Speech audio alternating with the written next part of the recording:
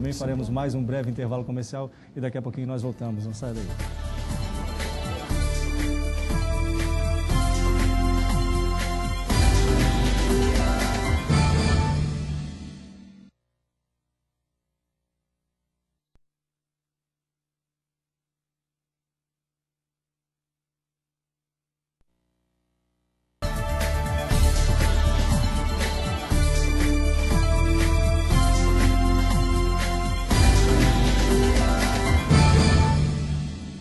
Muito bem, estamos de volta para o terceiro e último bloco do programa Tribuna Livre, que debate hoje aqui diversos temas, entre eles o sistema carcerário, a reforma do Código Penal e a redução da maioridade penal.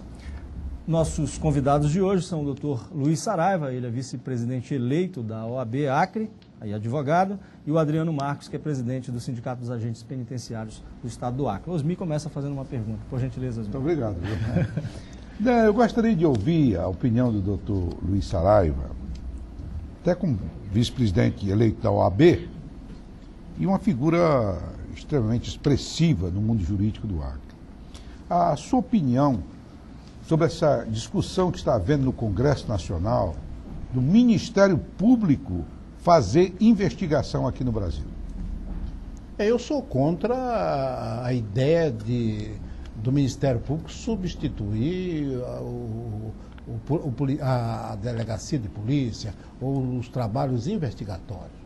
Eu advogo um meio termo em que o Ministério Público tenha poderes em determinadas hipóteses de, havendo omissão ou falha do investigador, ele proceder a fim de que essa omissão não cause a perda do objeto investigatório, ou então que a pessoa, em função dessa investigação mal feita pela polícia, ele escape de uma punição.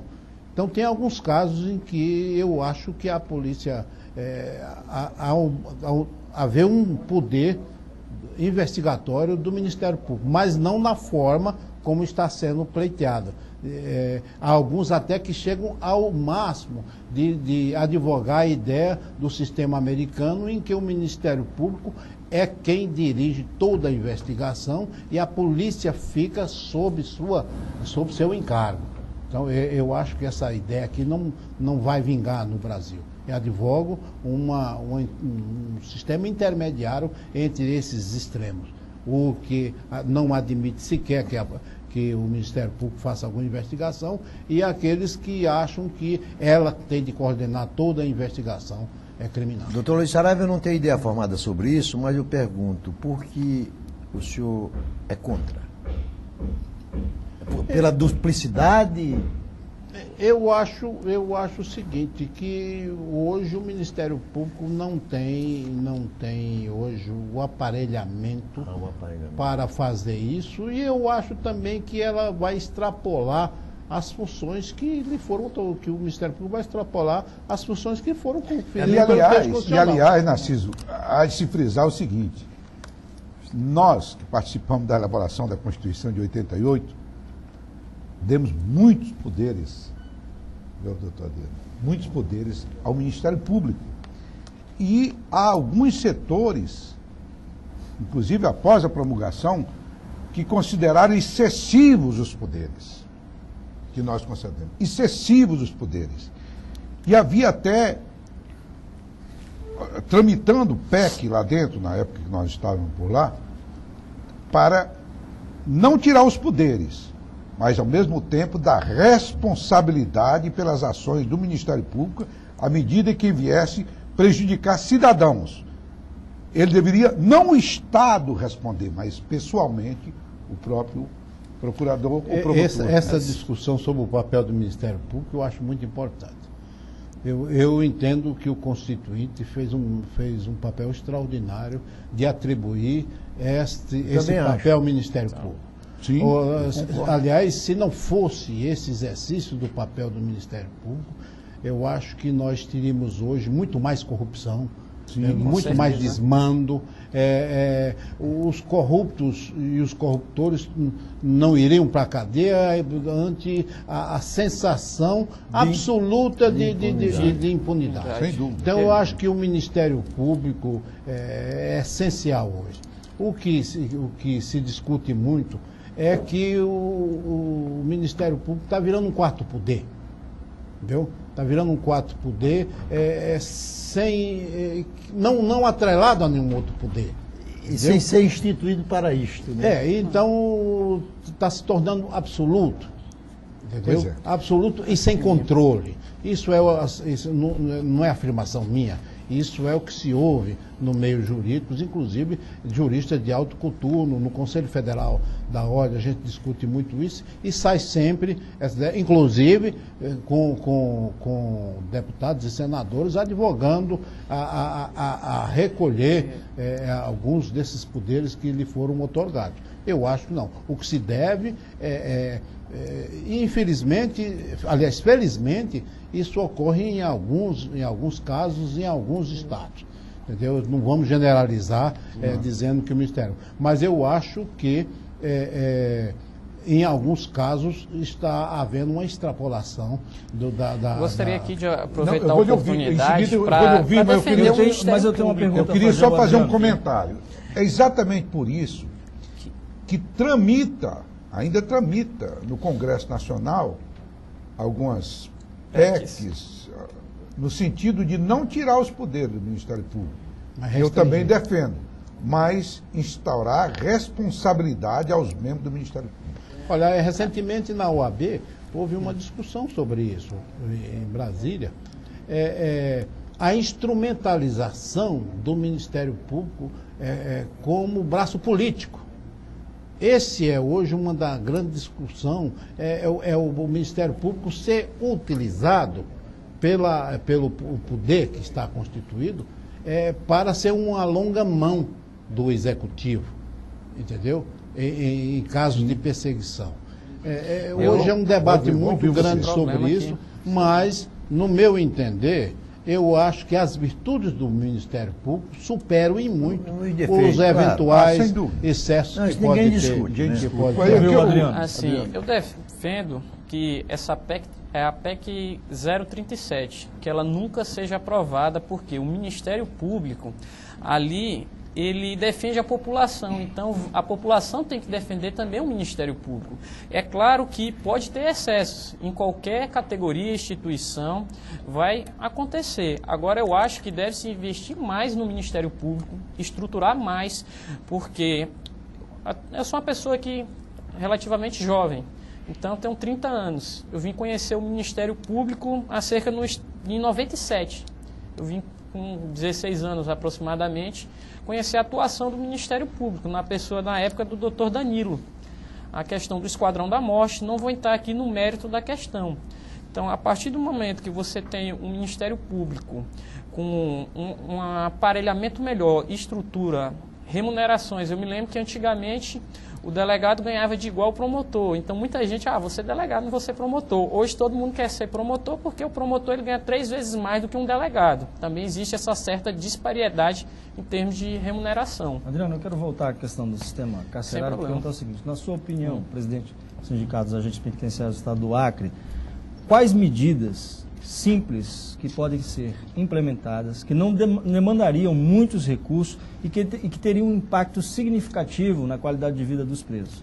Olha, assim, uma solução seria mais parcerias públicas-privadas nessa parte de oportunidade de trabalho e de capacitação.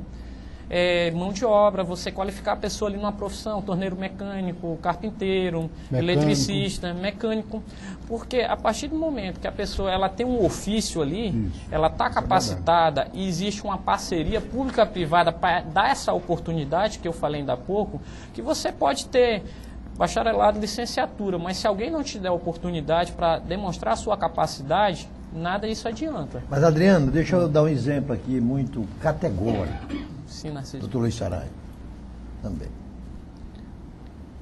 De repente, alguém que traficava droga, ou alguém que era ladrão, roubava, acabou de cumprir a pena dele.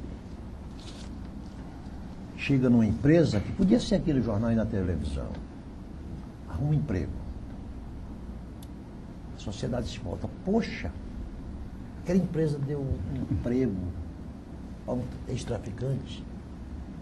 Não existe esse preconceito. Existe muito grande, Narciso. Você chegou num ponto que tem que ter algum... Que Aliás, esse é o grande problema, Esse é é o o obstáculo problema. à reinserção do preso na comunidade. É sociedade, exatamente o isso. retorno, o Pra mim, regresso à o sociedade. grande muro. Aliás, há uma propaganda do Conselho Nacional de Justiça nesse sentido, porque este é o grande problema da reinserção do preso, é o preconceito. Preconceito. É o Vamos supor que você uma empregada doméstica. Não, mas trabalhou chega- na minha casa. Supomos, trabalhou na minha casa. Aí ela foi demitida porque roubava, porque... Por essa Nunca mais ela vai arrumar emprego na casa de ninguém. Não, ela roubou na casa de uma Mas, doutor Saraiva, esse preconceito é tão forte que alguém que já comandou, e eu prefiro resguardar o nome, que já comandou o sistema penitenciário do Acre, disse em alto e bom som que se recusava a sentar numa mesa onde tivesse um ex-presidiário. Imagine a cabeça dessa pessoa, que ele é um dos responsáveis pelo sistema. Quer dizer, o que é que ele entende da ressocialização do preso?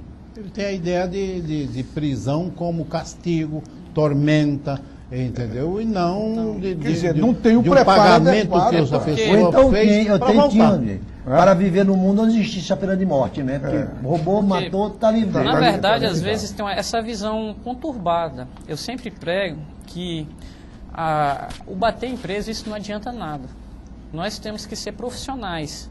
A maioria do quadro hoje dos agentes penitenciários, eles são universitários, cerca de 70%, são acreanos, são pais de famílias. Então, essa visão que se tinha antes, assim, da época da ditadura, de torturas, maus tratos, nós repudiamos isso. O preso, assim, no meu ponto de vista, se fosse possível, até a federalização do sistema penitenciário. Atualmente existem... Vocês defendem isso? Nós defendemos, porque os presídios federais, eles são modelo. É um preso por cela, todos têm oportunidade, o acesso ao estudo, ao trabalho. Então, no sistema, até é uma autoproteção para o servidor, para o preso e para o familiar, tem um sistema de monitoramento de vídeo, que é algo aqui que nós sempre teclamos muito. Aqueles casos polêmicos, caso MacGyver, caso Martiniano, se existisse um sistema de monitoramento de vídeo, não ia ficar essa repercussão social. O que cada um ali... Opa, foi os agentes que mataram? O cara se suicidou? Então, são políticas que já existem, só que no sistema penitenciário federal. Agora deixa eu fazer um comentário aqui também para tirar a sisudez do programa. Eu olhando agora para o Narciso e olhando para ti, Luiz, estava imaginando, o nosso Código Penal, por incrível que pareça, é mais velho do que vocês dois. É uma brincadeira para descontrair. Impressionante. Mas há duas correntes no direito. O que diz que a lei que fica velha é porque é servível. Ela foi... É como vinho bom. Era como vinho bom, quanto mais velho é melhor. Mas outros já, e os mais modernos dizem, que a lei acompanha o tempo, né? Então, houve transformações no aspecto penal, houve transformações. Com certeza. Por exemplo, nós temos um brasileiro que fez um Código Civil está na Argentina, foi recusado no Brasil, é o Código Civil da Argentina, o Teixeira de Freitas, que está em vigor até hoje. Os argentinos fizeram o quê? Naquilo que ele estava defasado, atualizaram. Por exemplo, no Código Civil nosso de 16, não tinha a figura do merchandising, não tinha essas figuras dos contratos modernos, o leasing e essas coisas. Então não era a ideia de apenas atualizar esses códigos. E menos ainda os crimes cibernéticos, né? Como agora, por exemplo. Então há uns que advogam que não deveria ter um novo Código Penal. Deveria atualizar o Código Penal, o Código Penal existente, entendeu? E pôr, por exemplo, crime cibernético, eutanásia, bullying e tantas outras novidades que vieram com o correr do tempo. Eu até imagino, Osmir, que essa palavra reforma eleitoral, reforma tributária, reforma previdenciária, reforma do Código Penal, ela é uma palavra para dizer não vai haver, não vai mudar nada, né? Esse Não é? código mesmo, com essas ideias polêmicas aqui, nós vamos caducar e não vamos ver esse código penal. Me desculpe até o Jorge Viana, que está nessa comissão, está com todo empenho nisso aí, mas eu acho que, por exemplo, a bancada evangélica toda é contra a maioria dos textos aqui. A eutanásia, o aborto, homofobia, entendeu? Porque me parece aquelas coisas de vendedor do Nordeste, que o cara pede lá em cima para vender num preço vendedor médio. de rede. Então puseram algumas ideias extraordinariamente modernas e avançadas para tentar, talvez, na discussão, no debate, voltar. Mas, por já são pessoas que são radicalmente contra. Doutor Saraiva, infelizmente nós estamos chegando ao final do programa. O programa está muito bom hoje. Quero agradecer aos dois e dar a cada um de vocês 1 minuto para as considerações finais. Não, eu gostaria aqui de aproveitar para falar sobre a aprovação do PLC 087/2011, que ele volta a constar expressamente o direito de portar arma de fogo dos agentes penitenciários, sejam os técnicos, os oficiais de execução penal, os inspetores penitenciários. Por quê?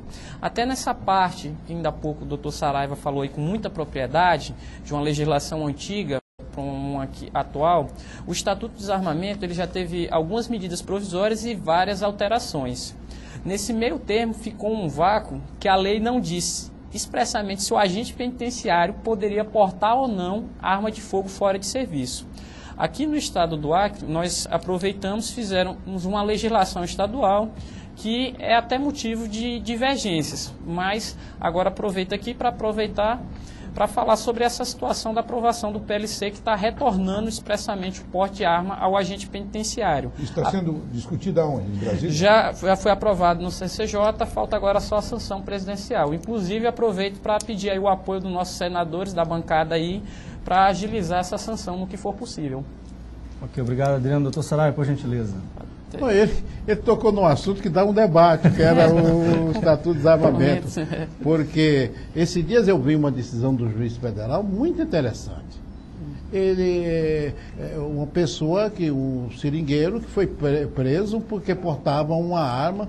E tudo. Um caçador de subsistência. E ele foi preso em flagrante e tudo. E o juiz deu a seguinte sentença, dizendo que, na verdade, posto a discussão popular através do referendo, né, o povo votou majoritariamente contra o desarmamento. Entendeu? E o legislador teria de modificar a legislação porque o povo foi contra. Foi contra o desarmamento. O desarmamento. E em plebiscito, né? Então o povo foi contra. Então tinha de se uma voltar adequação, autorizar. Eu concordo com isso porque você retirou o direito do cidadão de bem. E ele disse assim, é um absurdo, como é que um sujeito que vai para a casa dele, vai andar 6 léguas, 6 horas na mata, floresta dentro, ele vai desarmado? Não tem sentido. Não tem sentido. Mas nós vamos fazer um próximo debate, vamos convidar. Eu quero agradecer a oportunidade. Como eu disse, eu não sou criminalista, eu sou um advogado mais da área civil, mas de muito bom grado eu vim aqui, porque eu acho que a gente tem de debater esses problemas, tem de debater sobre o judiciário, tem de debater sobre o Ministério Público. Você vê, não é o Ministério Público e quantas coisas, sobre a carreira de delegado de polícia, entendeu? São coisas sobre a violência urbana, que hoje talvez seja um dos índices de maior repercussão. A população se sente, de certa maneira, desprotegida, está pedindo segurança. A segurança pede, o povo pede que prenda mais, mas essa é a saída. Então são grandes debates que eu acho que vocês estão oportunizando aqui se faça. Só uma penadazinha aqui. Então que o senhor está chamando. Só não pode desdobrar esse comentário em debate, senão a gente não encerra. Viu, Dudu? Já que o senhor falou tanto em direito civil, então a gente vai renovar aqui um convite para o senhor vir aqui para a gente falar só de questões cíveis. Até porque nós vivemos num país que paga a maior taxa tributária do mundo. Nós vivemos num país que paga a maior taxa de juros do mundo. Nós vivemos num país que as empresas e as pessoas jurídicas gerais enfrentam a mais cruel burocracia do mundo.